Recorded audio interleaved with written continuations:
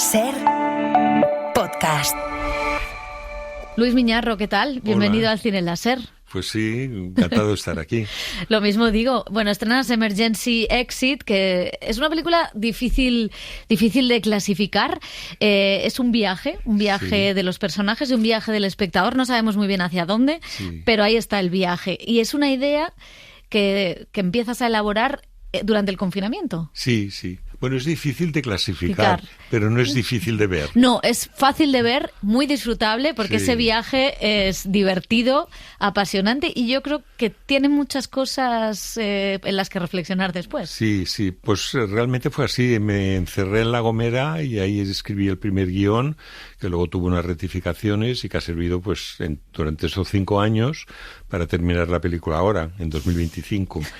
Y bueno, ha sido un proceso muy enriquecedor para mí también personalmente, con sus dificultades, como toda cosa que tiene que ver con lo artístico, ¿no? Y en lo cultural, pues no es fácil financiarla, no es fácil encontrar un equipo que responda, pero todo ha ido bien, todo ha fluido, salvo la noticia que ya sabes de que falleció Marisa Paredes, que es una de las actrices que interviene en la película, que parece una anécdota, pero no lo es. Es algo que de alguna forma está integrado también, a pesar mío, te diría, pero está integrado en el ambiente de la película.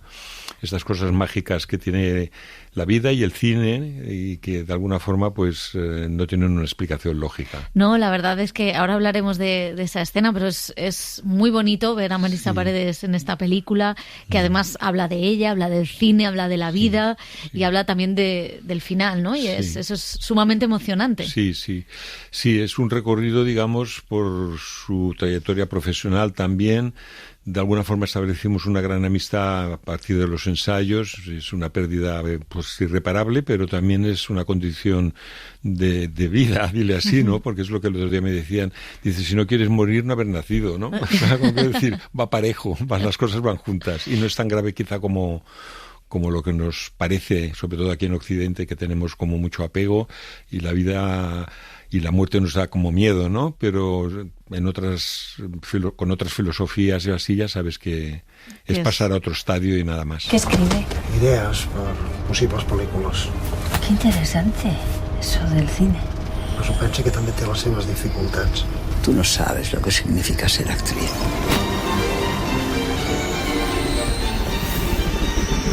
Si no hay electricidad en el mundo, yo no quiero vivir. Bueno, yo prefería un orgasmo.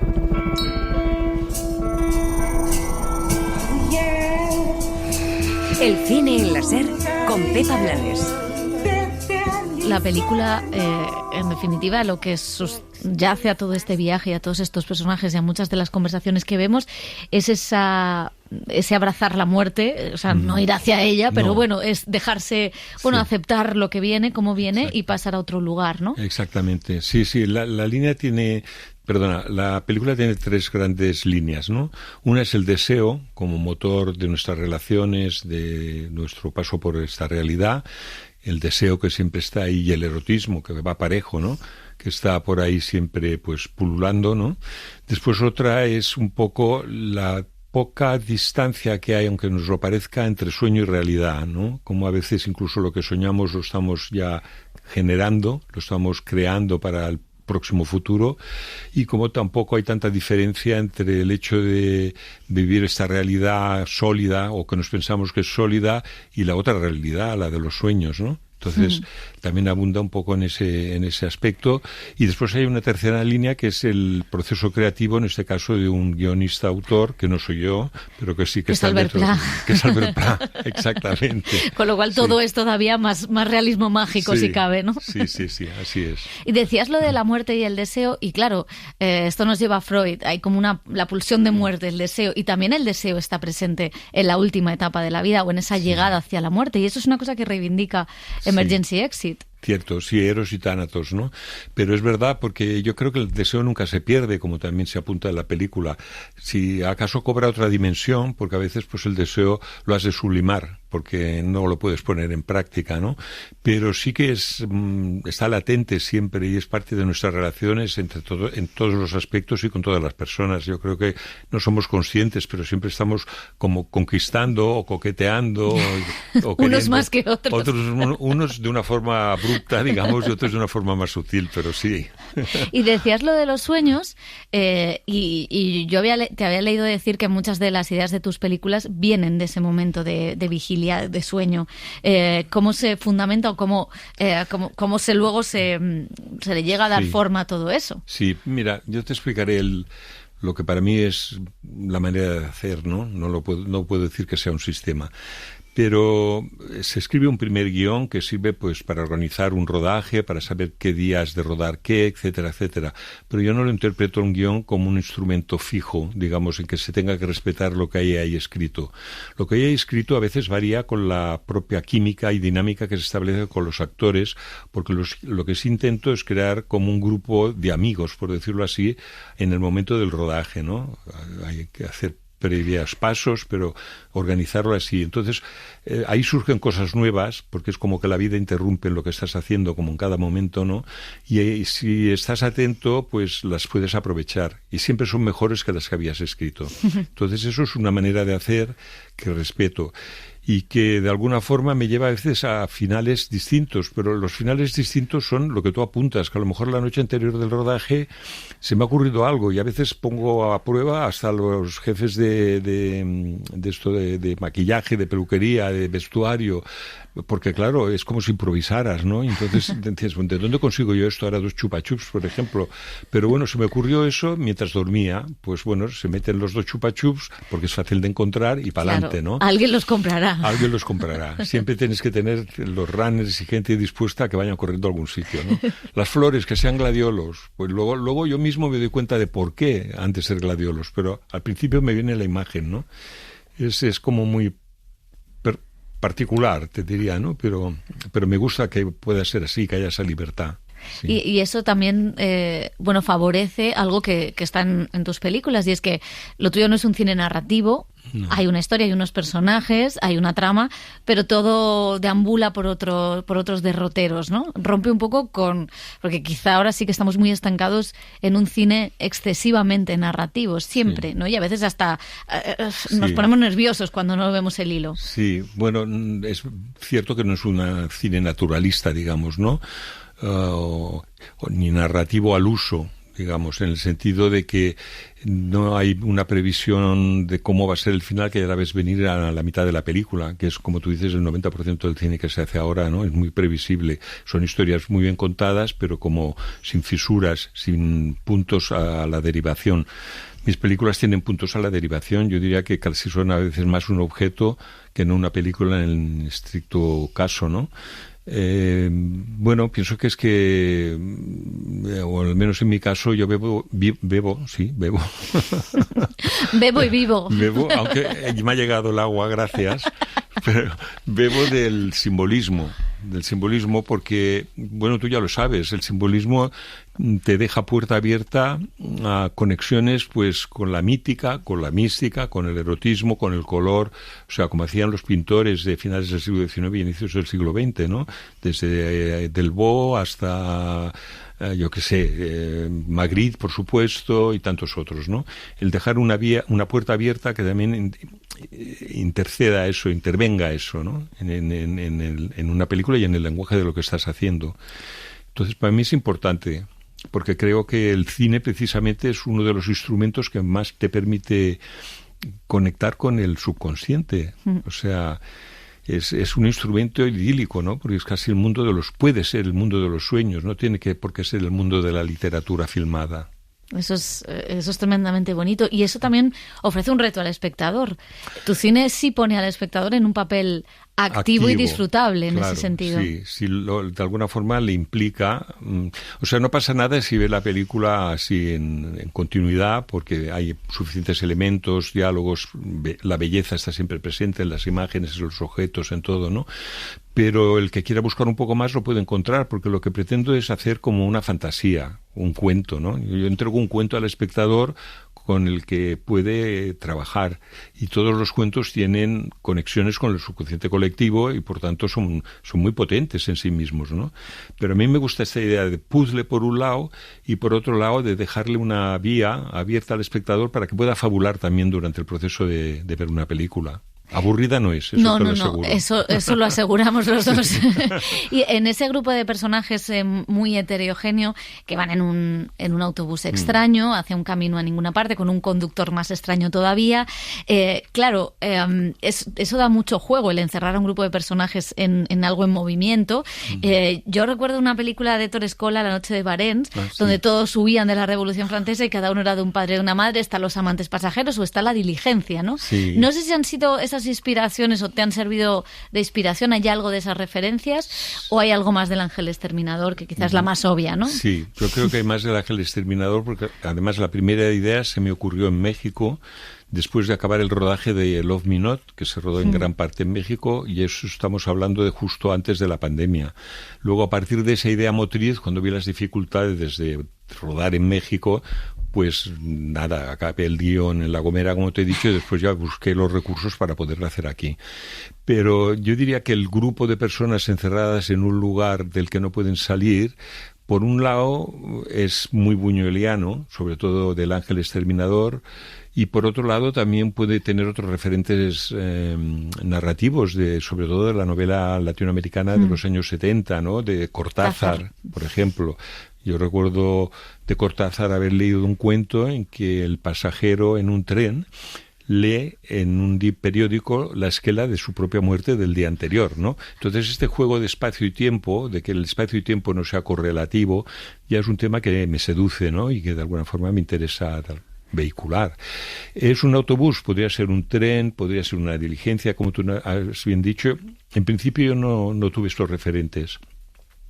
Tuve más los referentes de la novela latinoamericana, porque es algo consustancial a mi formación. Yo en los años 70 estaba en Barcelona y toda esta gente vivía allí. Claro, Vargas Llosa, García Márquez, Bolaño, Jorge Edwards, y nos reuníamos en función de un productor valenciano, por cierto, Ricardo Muñoz Suay, que entonces Ricardo, como había sido coproductor de Viridiana de Buñuel, etcétera, nos reunía, nos dejaba entrar en su círculo en torno a un festival que había que se llamaba la Semana del Cincolor, y tenías la ventaja de estar cenando y hablando con esta gente que eran todos súper cinéfilos, ¿no?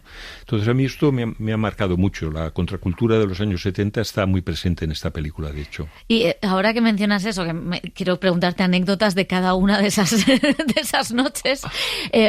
¿Cómo ha cambiado? Porque ahora da la sensación de que esa contracultura se ha diluido, o ya no sé si ya no es posible una contracultura así. Bueno, yo pienso que lo que está pasando es que nos estamos individualizando, por un lado, y convirtiendo un poco también en autómatas, de cierta manera, gracias o por función de la tecnología, ¿no?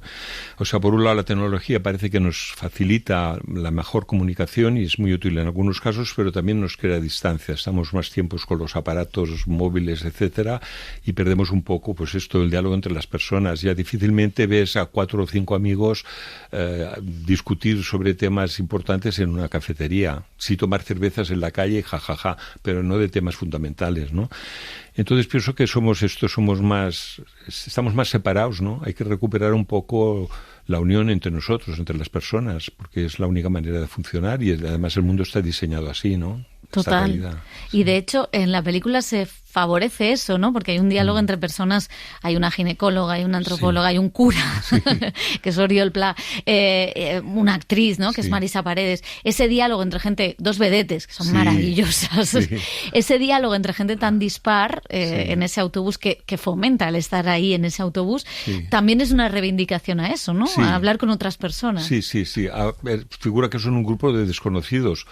Incluso los podrías ver como fantasmas, que nunca han existido, que ese autobús no han estado nunca dentro. La puedes ver desde esa perspectiva también. Pero lo cierto es que ese grupo de personas de alguna forma se interrelacionan. Y después hay el deseo, que es Jonathan Bourjac, que está por ahí pululando, intentando pues camelarlos a todos.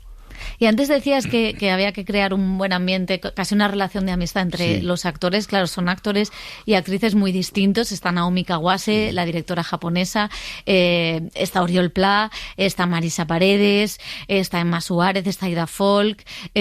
¿Cómo ha sido articular a este grupo tan diferente y tan ecléctico de personas? Pues yo te diría que porque todos han confiado, aunque no sabían bien dónde iban a parar, pero quizás por mi trayectoria o lo que fuera, sabían que no iba a hacer una película al uso y han querido apuntarse al carro, digamos. Y entonces para mí ha sido fácil. Y con algunos ya los conocía, ya tenía amistad porque habíamos hecho otras películas juntos, estando yo como productor, ¿no? Con Emma Suárez, con Emma Suárez, La Mosquitera, etcétera, con Francesc Urella, La Silla, una película de Julio Walovich, pero no, por ejemplo, con Oriol Pla, que era la primera vez, y que es una persona hipercreativa, que, por ejemplo, teniendo los instrumentos aporta muchísimo también, y tampoco con Marisa, porque yo a Marisa la conocía como presidenta de la Academia de Cine, y habíamos coincidido en algunos lugares, ¿verdad?, con Marisa y con Chema, pero nunca había generado una amistad como tan profunda incluso como la que pudimos hacer durante ese periodo. Porque a ella le encantaba venir a Barcelona, y aunque era una excusa venir a ensayar, porque no había nada ya más que ensayar, pero hablábamos del momento en que ella convivía mucho, ¿no?, entre las dos ciudades, Madrid y Barcelona, la Barcelona de los 70, que también de alguna forma la llevaba en el corazón. Y bueno, era una gran persona, ya lo sabes. Sobre todo tenía una vertiente reivindicativa y tremenda, pero con razón, ¿no? O sea que coincidíamos en muchos aspectos.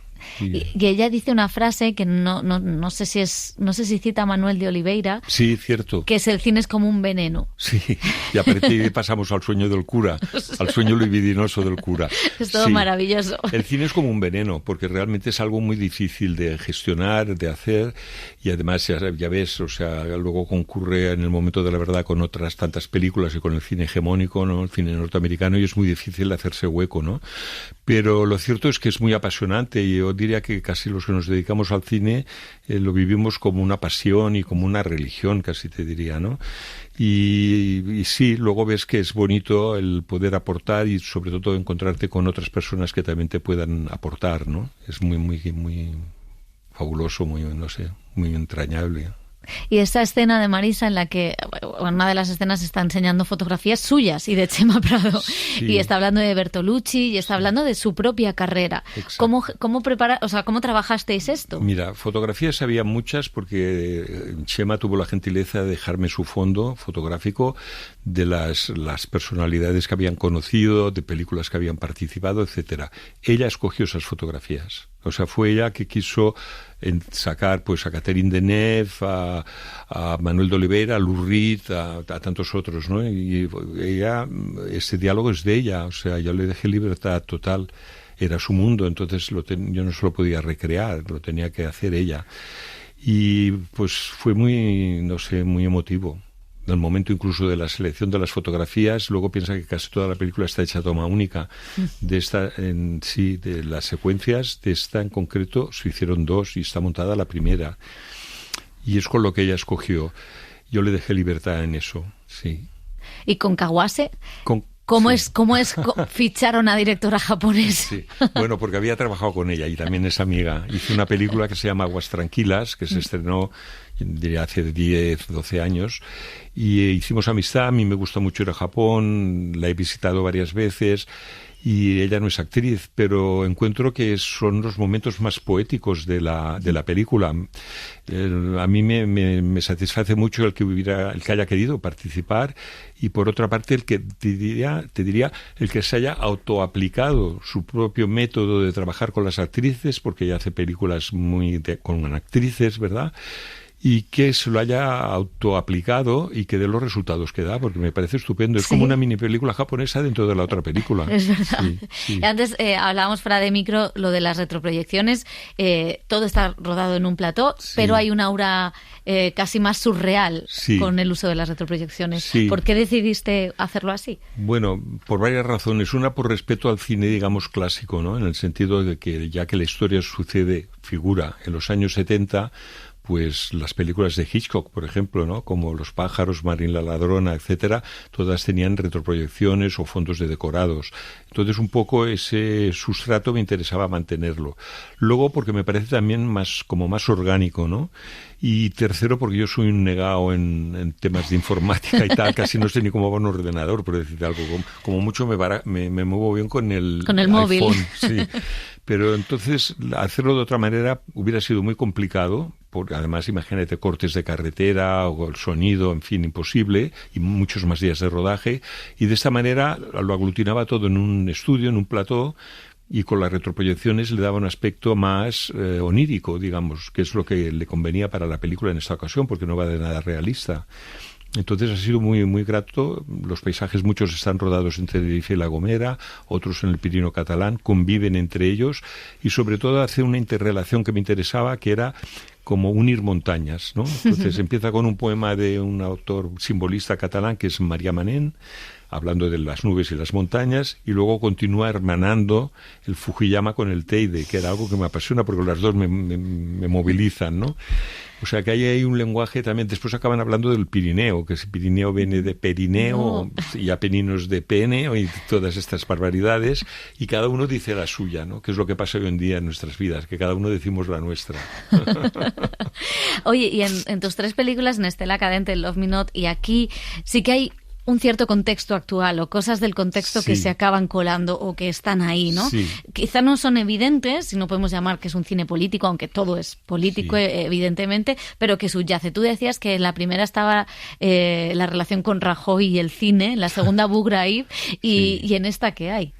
En esta hay una discusión actualmente en Occidente un poco, que es la de que posiblemente incluso antes de que existiera en este universo en el que estamos, las galaxias, los planetas, etcétera, ya existía la consciencia. Entonces la consciencia de alguna forma se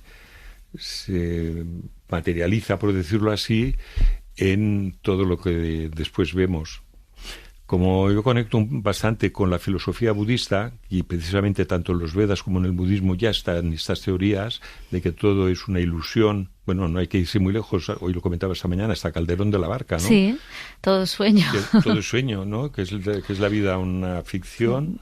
Que es la vida una ilusión, un sueño, ¿no? Una ilusión, una sombra, una ficción. Pues un poco abunda en eso que ya está presente en todas las culturas, por decirlo así.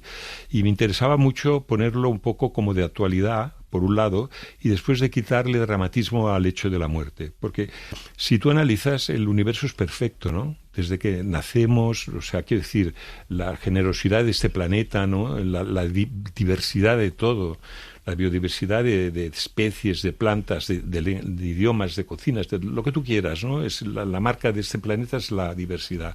Entonces, si esta maquinaria es perfecta, ¿por qué la muerte no la ha de ser? Lo que no lo sabemos, nos da miedo porque sabemos que perdemos el ego, que es el momento que, digamos, solidifica nuestra realidad. Pero porque tenemos ego, pero si no tuviéramos ego seguramente estaríamos como mucho más viviendo el presente en cada momento y no echando mano continuamente del pasado y aterrorizándonos sobre el futuro. Entonces, de alguna manera, mi propuesta quiere un poco quitar ese mal sabor de que la muerte tenga que ser algo trágico. Hay algo ahí de Sirá también. Sí, también coincide. Sí. Es curioso, quizás es el momento, ¿no? Si vas a mirar, hasta Rosalía se viste de monja. Sí, no sé. Estamos en un momento... Sí, aunque preferimos... prefiero Emergency Exit a las monjas ahora mismo. Yo también. Los curas ya ves que no quedan muy bien parados porque fui a un colegio de curas. Sí, sé de lo que hablo. Sí.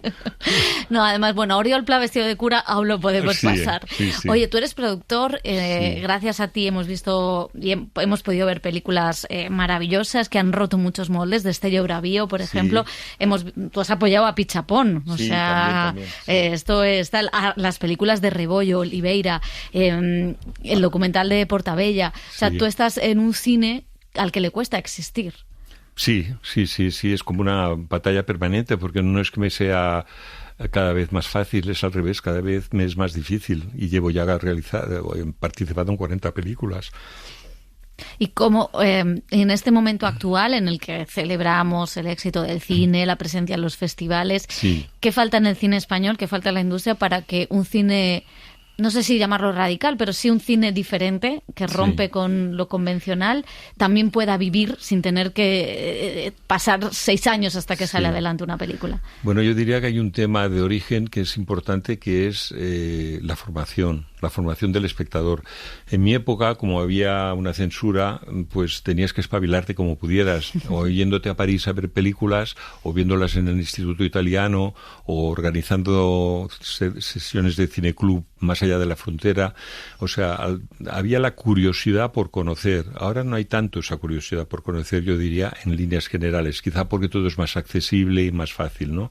Pero pienso que hasta en Estados Unidos, todo estudiante tiene que conocer las 10 películas más importantes del cine norteamericano, entre ellas La Diligencia o Ciudadano Kane. O sea, esto es de manual.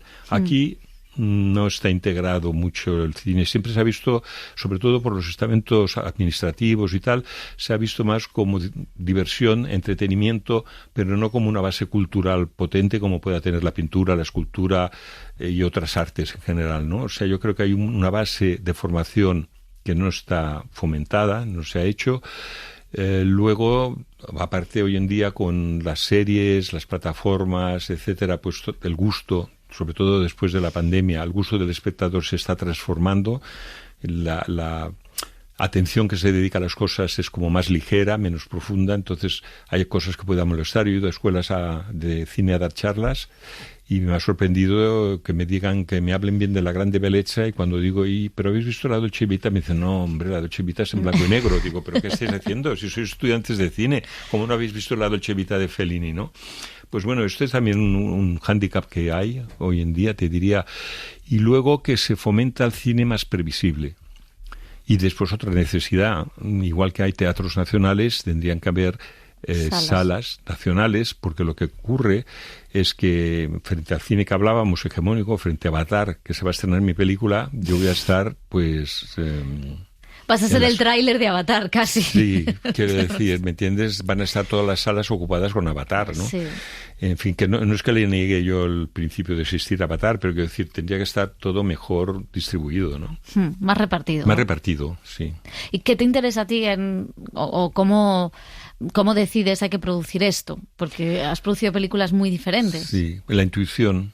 Te lo digo de verdad, la intuición. O sea, yo cuando conozco a un director que no he trabajado antes con él, bueno, primero intento saber qué mundo de referencias tiene, porque si, por ejemplo, no conoce quién es Godard, por decirte algo, o no ha vibrado con una película de Rossellini o de quien sea, pues yo ya no me acerco a esa persona. O sea, de haber, como son 2 o 3 años de trabajo conjunto, claro, han de haber cosas que nos unan, ¿no? Aparte del cine en sí mismo, también otras artes, ¿no? Referentes literarios, etcétera. Esto es lo primero. Si tengo, como con Ainhoa que citabas, ¿no? Si entiendo, viendo a lo mejor algo que ha hecho como un teaser o un cortometraje anterior, veo que hay un mundo de referencias, entonces intento ayudar a esa persona, si puedo, sí. Pero hacer cine, por ejemplo, pensando en el rendimiento económico que haya de tener, pues no. Te lo digo sinceramente, pues no hubiera pasado de la primera a la segunda película, no había continuado haciendo 38 más, ¿no? Es así la cosa. También a mí me reta como persona al esfuerzo y creo que es positivo. Y también yo aprendo mucho de la gente con la que he trabajado, al igual que espero que ellos aprendan también de mí, de la manera de dejarles trabajar, ¿no? Entonces esto es lo bonito y es lo enriquecedor entre el intercambio. Pues Luis Miñarro, ha sido maravilloso tenerte aquí, bueno, pues escucharte hablar y ver Emergency Exit, que es toda una experiencia. Muchas gràcies. Sí, a ti. ¿Usted es alcohòlic? Només bec quan ho necessito. Que cinismo. Llavors qui és el meu pare, l'avi? Calla i dorm d'una puta vegada, va, cony. 私は今ちょうどさっき手入れのふもとに友人の骨を葬ってきたの。